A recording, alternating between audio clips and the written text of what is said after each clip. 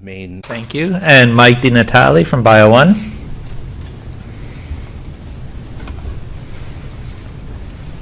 Oh, there you go. Thanks, Gabe. Hi, everybody. I'm Mike DiNatale. I'm a technology project manager at BioOne. I'm still kind of new in my role at BioOne. I started there about 10 months ago.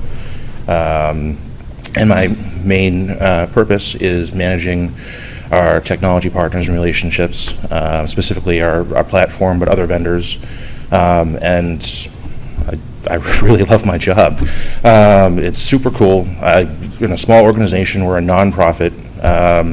We're mission driven. We really want to improve access to research. And as part of a small team, I feel like I get to have impact in steering the direction of our adoption of new technologies that improve our collection access and usability and usage of our catalog of research. We have about 200 journals currently in our main collection, BioOne Complete, which is sold as an aggregation to libraries, and profits are returned back to our partner publications. It's a great organization. What I really want to talk about, though, is sort of how I ended up here, because it's an accident. So I started college as an engineering major. I did 3 years of electrical and computer engineering, and it turns out I really hated circuit theory and analysis. It's terrible. But, you know, I like people, other people like it, that's great. Excuse me. But, so I actually switched into a journalism and history major track and graduated and worked in small newspapers as a reporter for 5 years before I fell into scholarly publishing and communications, which I think everyone at this point has heard that it's an accidental profession. But for me, really, I was so desperate to get out of newspapers, not because I didn't like it, but because I was trying to pay rent. It's awful. So I was applying for basically any job that would offer. In fact, you know, Gabe mentioned that he avoided finance, and I was up for a job at a financial firm in 2008, which would have been a real bad turn of events for me personally.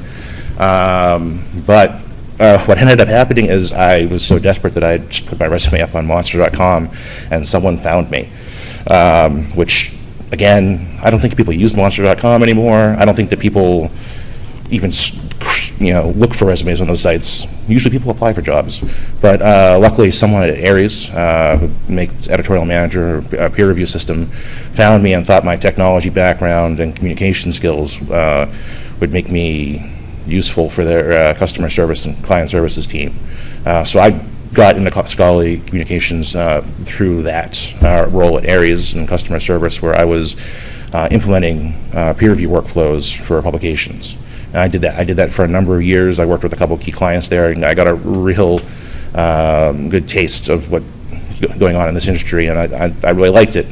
Coming from a journalism background, it was easy to justify the switch, because I'd been very passionate about journalism, but working in another industry where the work can be more meaningful than simply making a product for profit. And not that there's anything wrong with money.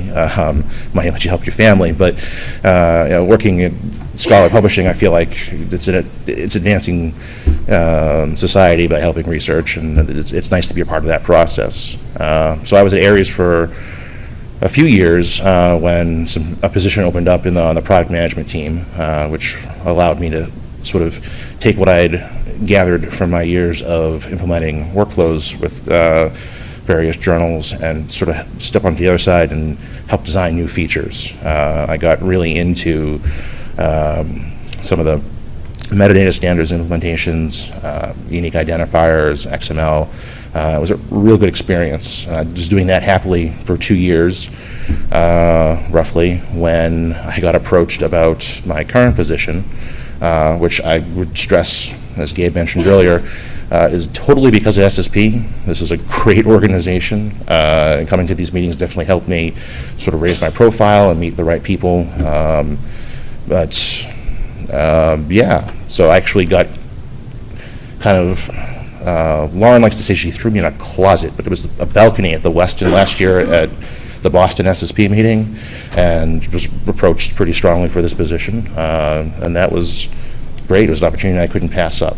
I don't know how I'm doing on time at this point. How many dots You've do I got got? 1 dot left. Okay, so I should talk a little bit about some of the challenges. I mean, so right now, most of my focus is working with our different vendors and partners and trying to identify, how we might benefit from some new partnerships. The most challenging thing about that is right now, I've been on for 10 months, but I'm still brand new, learning all of our background and existing partnerships and arrangements, and just keeping up with things. So there's a lot of new things happening all the time in this industry. Some things get announced, a lot of fanfare, and then disappear. Some things are kind of quiet, but they're, growing in the background. And so what's one of my favorite things is sort of sussing through that and making recommendations internally, using my technical background and my communication skills to sort of identify technical problems or processes and explain them to the rest of my team, or our team, and justify the use case for those things. I think I'm out of time now? All right, so thanks, guys. Have a good one. Thanks, Mike.